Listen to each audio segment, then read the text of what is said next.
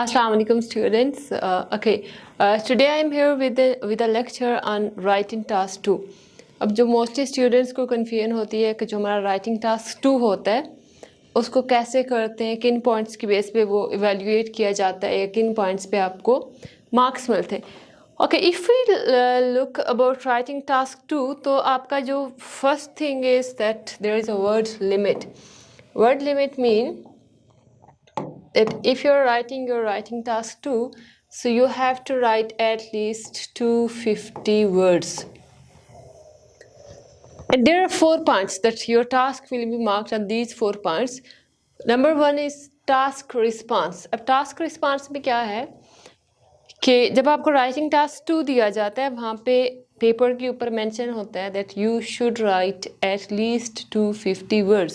So it means that you are supposed to write 250 words. उसके आपको 25% marks या bend score जो weightage है उसकी that is 25%.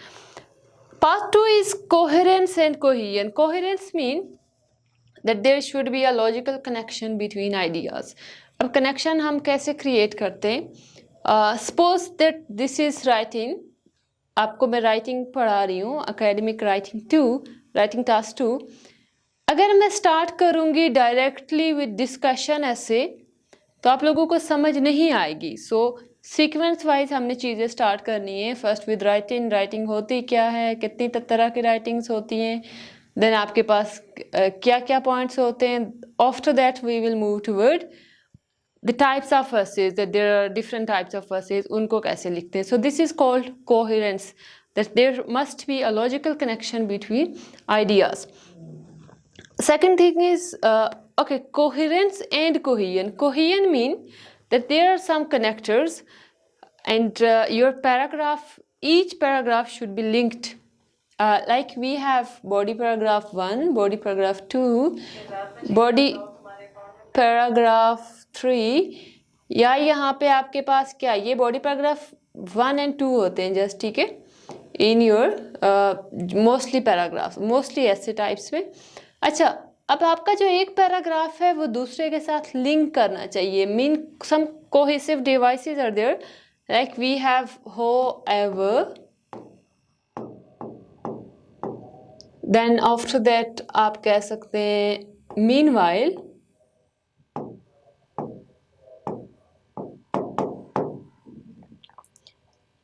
on the other hand,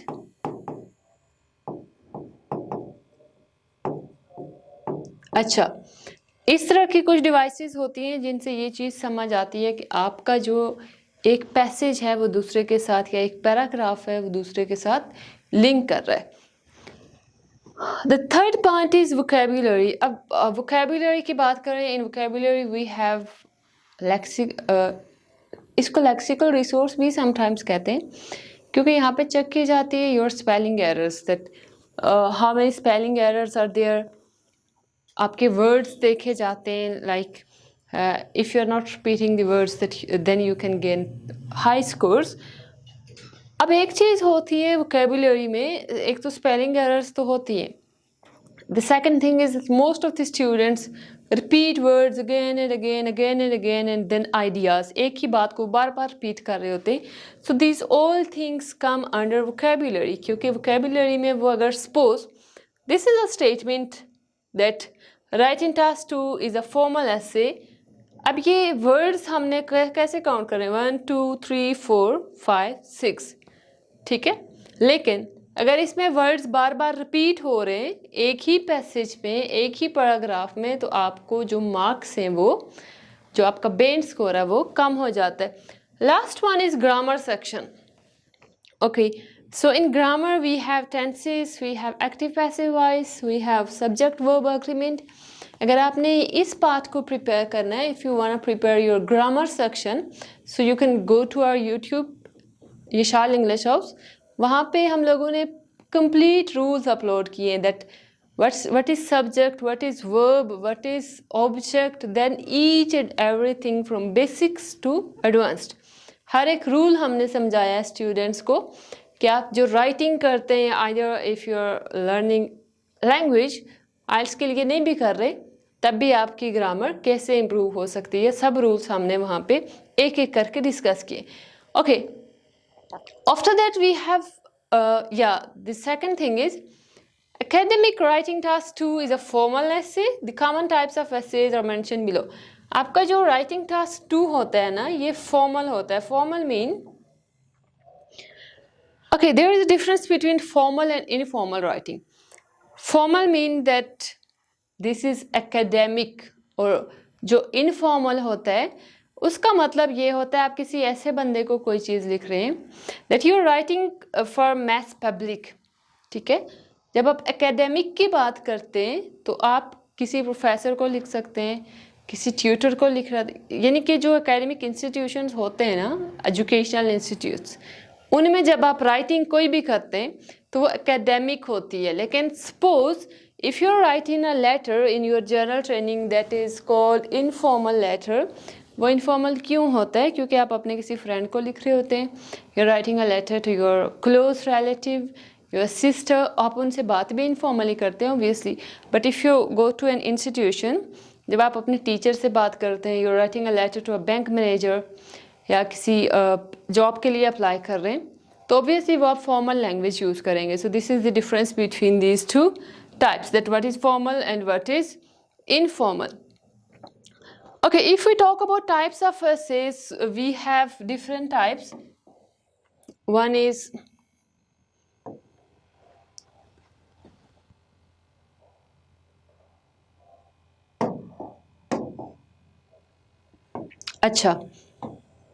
we have 5 types. Number 1, discussion essay. Number 2, opinion essay. Number 3, advantages and disadvantages. Number 4 is called direct question. अच्छा, 5th number पे है there is a problem and solution.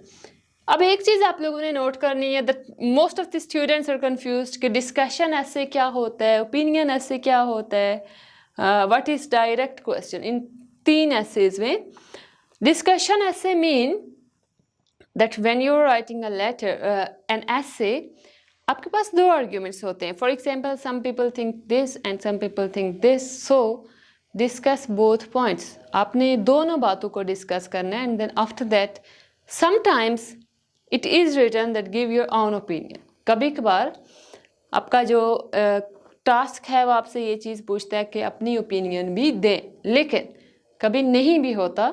सो अगर वो and पे कह रहा है then give your own opinion, इसका मतलब ये नहीं है कि वो ओपिनियन ऐसे, अगर वो दोनों साइड्स डिस्कस करने को कह रहा है और ओपिनियन भी मांग रहा है, that will be a discussion ऐसे, वो ओपिनियन ऐसे नहीं होगा.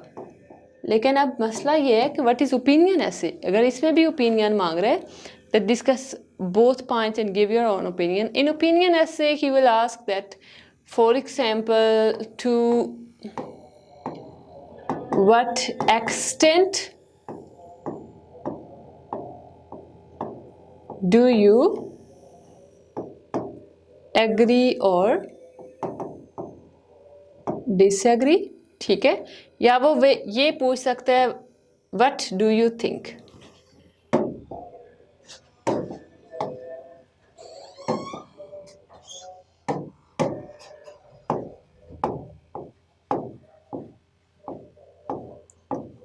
What do you think.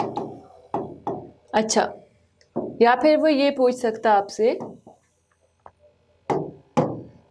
that do you agree or disagree. Discussion mean आपने 2 पॉइंट डिस्कस करने के, कुछ लोग ये कह रहे हैं कुछ ये कह रहे हैं, एंड देन सम टाइम वो आपसे आपकी ओपिनियन भी मांग लेते हैं. But if there is a question that discuss these both points of views and give your own opinion, it means this is discussion ऐसे, वो ओपिनियन नहीं होगा. Opinion mean to what extent do you agree और disagree. आप किस हद तक इस बात से एग्री करते हैं या डिसअग्री करते हैं, सिर्फ एक स्टेटमेंट दी जाएगी. उसके बाद for example here we have a practice that online learning is increasing day by day, so this is beneficial for you can say education, और जिस चीज़ के लिए भी, स्टडीज़ के लिए बहुत फ़ायदेमंद है, या जो स्टूडेंट्स ऐसे हैं कि जो स्कूल कॉलेजेस में नहीं जा सकते, एक्सपेंसिव है, वी हैव टू पे फेयर्स प्लस हॉस्टलाइज जो हैं वो जहाँ वहाँ पे जाकर रेंट देते हैं, so that's why online learning is the best option. वो आपसे पूछ सकता है to what extent do you agree और डिसएग्री, आप इस बात से किस हद तक एग्री करते हैं या डिसएग्री करते हैं। फिर वो ये पूछ सकता है that what do you think, आपका क्या ख्याल है। And last thing is do you agree और डिसएग्री, क्या आप एग्री करते हैं या डिसएग्री करते हैं। अच्छा, ये हो गया और discussion essay and opinion essay. If we move toward advantages and disadvantages essay, ये सिंपल ये है कि in advantages you have to think about two advantages and two disadvantages. For example we have like certain questions, कुछ कोई भी question हो उसके वो आपसे बेनिफिट्स पूछता है और डीमेरिट्स पूछता है, ठीक है। Discuss benefits as well as demerits, इसके फ़ायदे और नुकसानात बताएं। That mobile phone addiction, discuss advantages and disadvantages, वो फिर क्वेश्चन आपको मॉडिफाई करके देते। After that we have direct question. Okay, what is direct question? Sometime it is also called double question, क्योंकि इसमें वो आपसे दो क्वेश्चन पूछते हैं। डायरेक्टली वो जस्ट क्वेश्चन पूछता है, ये नहीं कहता that some people think this and some people think this. ये होगा डिस्कशन। ओपिनियन मीन आपकी अपनी ओपिनियन क्या है इस बारे में। एडवांटेजेस डिसएडवांटेजेस, फ़ायदे नुकसानात। डायरेक्ट क्वेश्चन मीन सिंपली एक स्टेटमेंट दे दी आपको, एक क्वेश्चन पूछा, देन सेकंड पॉइंट, दो क्वेश्चन मोस्टली होते हैं, this is called also called double question. आपको एक क्वेश्चन दे दिया जाता है और उसमें ये पूछा जाता है कि इन दोनों पॉइंट्स को डिस्कस करें, इसका आंसर प्रोवाइड करें। सो वो आपकी ओपिनियन नहीं मांग रहा, वो आपको ये नहीं कह रहा कि एक साइड ये कह रही है दूसरी साइड ये कह रही है, दोनों को डिस्कस करें। वो सिर्फ आपको क्वेश्चन का आंसर देने का कह रहा है। There are two questions in direct question, दो डायरेक्ट क्वेश्चन होते हैं, उनका आंसर करें। जैसे हम लोग पहले लाइक ऐसे लिखते थे, लाइक यू कैन से कि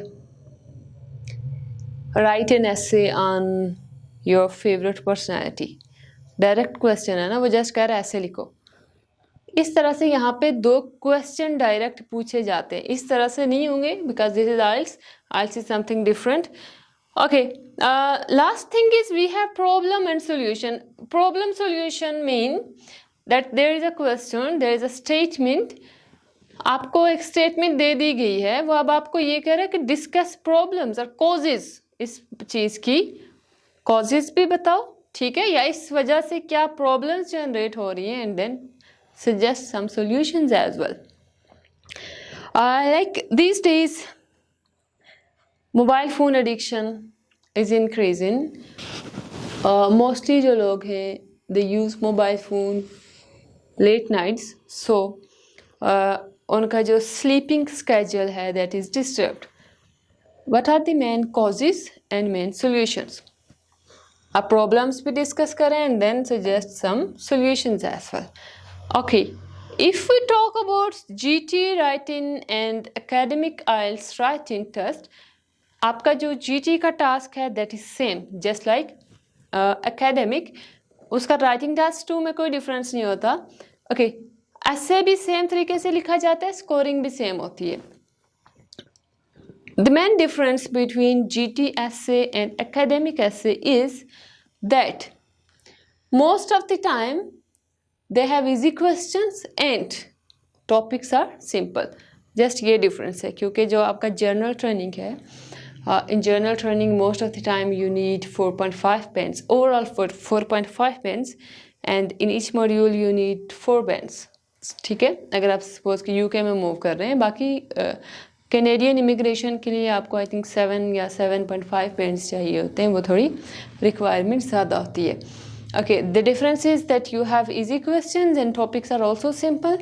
ओके, एक और चीज़ है कि मोस्टली स्टूडेंट्स हम लोगों से ये पूछ रहे होते हैं कि क्या प्रेपोजिशंस भी काउंट होते हैं, क्या EZMR भी काउंट होता है। So remember one thing that all words are counted, even small words, जैसे मैं यहाँ पे लिखती हूँ that we have इज लिखेंगे, ये भी काउंट होगा. A is also counted, an is also counted. So हर एक चीज जो है वो काउंट की जाती है, इवन स्मॉल वर्ड्स. अच्छा, अब हम लोगों ने जो डिस्कस करना है that is called discussion essay. Discussion essay मैंने आपको बताया है that if you have two opinions and the task asks you to discuss two sides, like here we have a question: completing university education is thought by some to be the best way to get a good job. On the other hand, other people think that getting experience and developing soft skills is more important.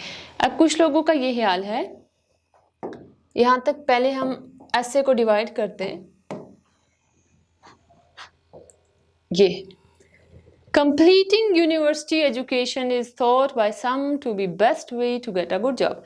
अब कुछ लोग ये कह रहे हैं कि university education important है job के लिए.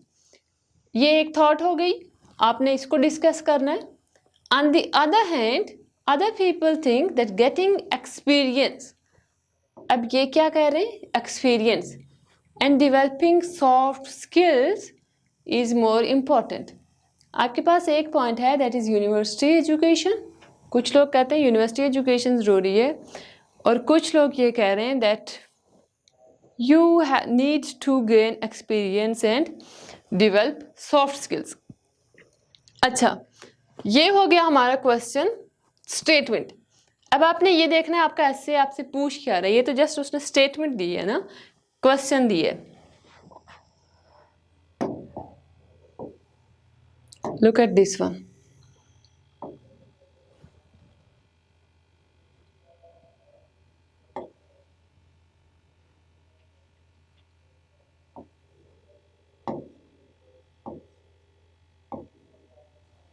अच्छा, यहाँ पे क्वेश्चन मिसिंग है.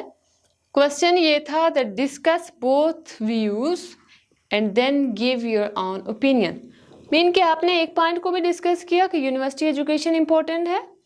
ये नहीं करना कि एक को आप ये बोलें कि यूनिवर्सिटी एजुकेशन कंपलसरी है और दूसरी तरफ जो एक्सपीरियंस है या सॉफ्ट स्किल्स है वो इम्पोर्टेंट नहीं है. आपने दोनों को डिस्कस करना है, दोनों पॉइंट्स को. एट द एंड आपने अपनी ओपिनियन भी देनी है, because in this question the examiner asked that you have to discuss both these views, both these points, and after that give your own opinion. वो आपकी अपनी opinion भी इसमें मांग रहा था. And here we have some tips. First thing is correctly identify both sides of the discussion. पहले आप लोग identify करें कि ये एक discussion ऐसे है, इसकी दोनों sides क्या हैं. एक side क्या कह रही है, दूसरी side क्या कह रही है. Second thing, find supporting evidence for both sides. दोनों साइड्स के लिए सपोर्टिंग एविडेंस ढूंढें. ठीक है, सोचें उसके बारे में. Give your personal opinion only if the task asks for it. Personal opinion आपने तब देनी है जब आपका एग्जामिनर आपसे पूछता है या आपके टास्क में ये चीज़ मेंशन होती है that give your own opinion as well. अगर ओपिनियन नहीं मांग रहा so don't put your opinion, क्योंकि ओपिनियन ऐसे एक सेपरेट चीज़ है जिसमें आपसे ओपिनियन पूछी जाती है. लेकिन अगर मांग रहे then give your own opinion also. Second thing is use comparative words. Comparative words आप कैसे यूज करेंगे. ऑन द अदर हैंड, एक साइड पे वो ये कह रहे हैं, on the first hand in contrast. ठीक है, ताकि हमें ये चीज़ समझ आए कि एक साइड पे क्या व्यू है, दूसरी साइड पे क्या व्यू. ये कंपैरेटिव वर्ड्स भी हैं. These are also cohesive devices as well. Okay, so your home task is, this is your home task. This is discussion essay. ये discussion essay है. Completing university education is thought by some to be the best way to get a good job. On the other hand, other people think that getting experience in developing soft skills is more important. So your home task is that you have to write a whole essay on this topic. Then आप हमें send कर सकते हैं so that we can evaluate it. या आप ऐसा कर सकते हैं, you can purchase our LMS portal as well. वहाँ पे आप टास्क सबमिट करें, बेशक ये टास्क सबमिट करें, we can evaluate it for you. आपने 4 पैराग्राफ्स बनाने, बल्कि 5 paragraphs. First one is introduction. In introduction you have to give a thesis statement as well as इन दोनों को अपने क्वेश्चन को पैराफ्रेज करना. Paraphrase mean write it in your own word. Body paragraph 1, in body paragraph 1 discuss one thought. In body paragraph 2 discuss second thought and give examples as well. दोनों body paragraph में एक एक example देनी है. Then third paragraph लिखेंगे. In third paragraph give your own opinion. And in fourth paragraph last one आपने conclusion लिखना है. ठीक है, अगर आप कंक्लूजन या ओपिनियन को मिक्स कर रहे हैं वो भी सही है, कोई इशू नहीं है उसमें. Okay, so thank you so much. आपने ये कंप्लीट करके सबमिट कर देना टाइम पे. अल्लाह हाफिज़.